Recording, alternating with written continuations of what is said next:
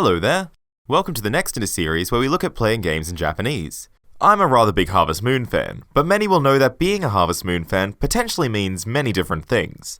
Though if there is anyone out there who is a fan of what currently claims to be Harvest Moon watching, I do have numerous questions.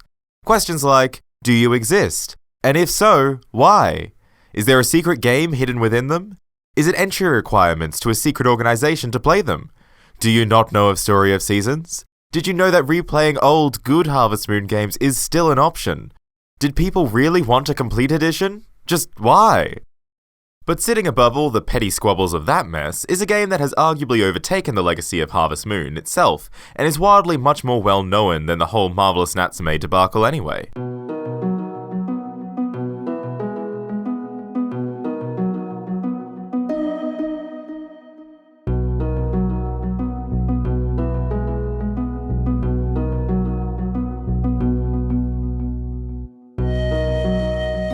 For those of you not in the know, Stardew Valley is a farming simulator game akin to Harvest Moon that was initially developed solely by Eric Barone, or Concerned Ape.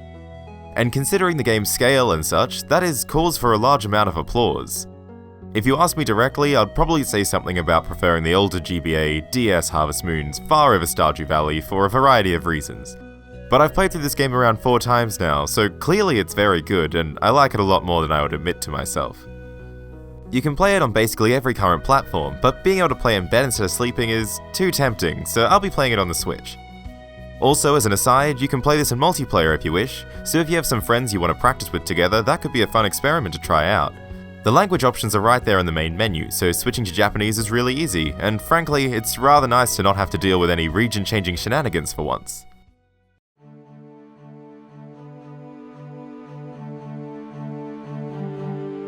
The game is about you, the player, leaving their 9-to-5 existence in favour of moving to the titular Stardew Valley, where they take up the local farm that has been left to them by their late grandfather.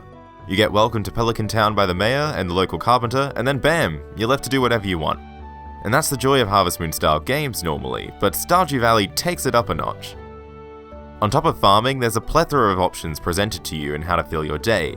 You could find work fighting monsters and smashing rocks to get to the bottom of the mine. You could dedicate your time to fishing from the numerous bodies of water, or just chill with the townsfolk getting to know them on top of many other options. And each activity feeds into the others in really cool ways that encourage you to dabble into everything you see around you. It's a legitimate struggle to fit all you want to do in a day, and that's just a real testament to how engaging it all is. Arguably, one of the main draws of the game is to befriend the various villages around Pelican Town. They have their own schedules that are affected by the seasons, weather, and other such factors. The more you get to know them, the more they'll open up to you, and sometimes you'll gain access to various items or activities as a result. It's completely up to you how you interact with the villagers, and I'm very familiar with essentially ignoring them in previous playthroughs. But this time I didn't, and it was quite fun to actually engage with them all. They're all very varied, and while no one is super deep or anything, finding out more about them and watching them open up is quite a draw card. And as is a staple for the genre, you can take it a step further and even get married to one of the many marriage candidates.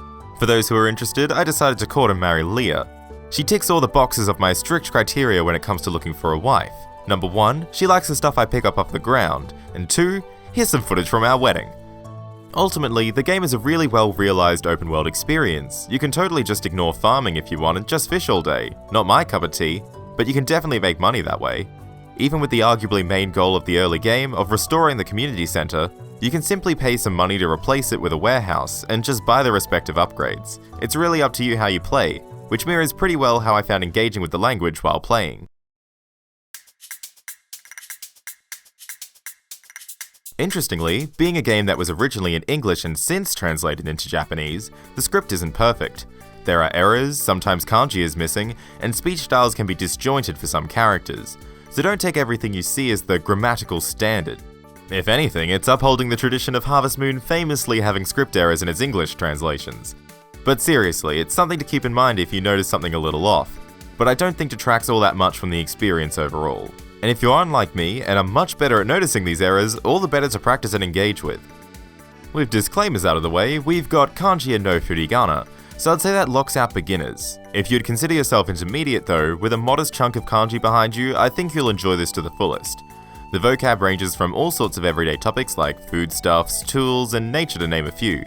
For this reason, it's not a bad place to pick up a lot of terms you'll see in other games quite frequently, and I never felt like anything I hadn't seen before was a useless word to learn, which is a nice plus.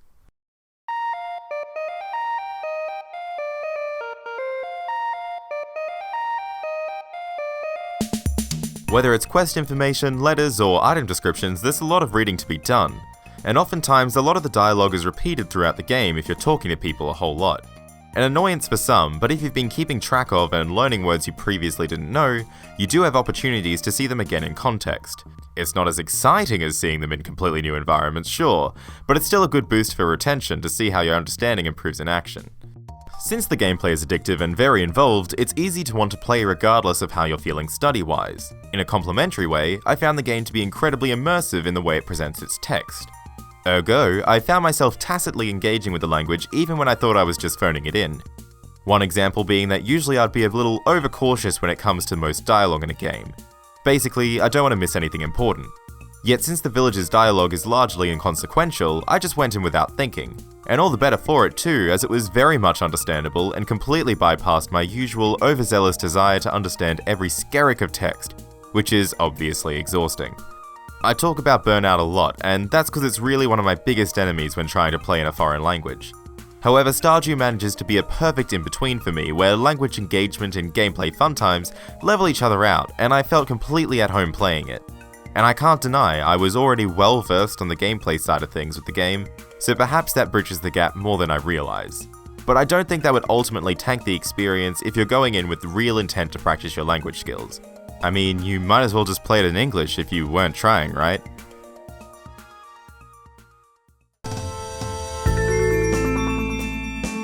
If it wasn't for all the kanji, I'd say that beginners could easily give this a shot. But with a lack of hiragana, you'll need an early intermediate knowledge of kanji at least, and by that point, you'll be well set in other regards anyway.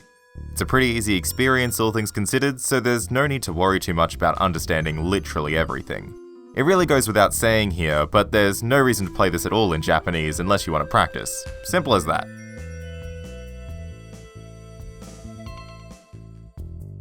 I found Stardew to be a great way to immerse myself in Japanese without needing to try too hard to focus. The gameplay keeps you chugging along and the text and dialogue is easily digestible.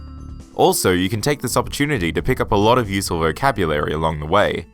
But if you're looking to get some proper language learning out of the game, you might find it more useful to go elsewhere.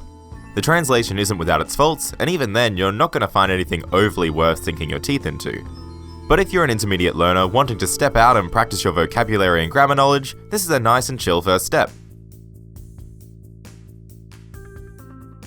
Stardew Valley is really the ultimate farm simulator, and it combines most of the best elements of previous Harvest Moon games to give such a great round experience. There are so many options of things to do and things to unlock, and it's only getting bigger and better with every single update. Not to mention, being able to play with friends opens up the floodgates for many a playthrough. Whether you want to practice some language skills with it or just relax and play it in English, you'll likely have a good time with it, as its sheer popularity and spread can attest to. Thanks for watching! It's been a bit different to be playing a game that wasn't of Japanese origin, but it's really interesting to see how translations would hold up the other way around. I'm keen to try others and see if I can get better at noticing mistakes, so any suggestions would be welcome as always. Until next time, ja mata!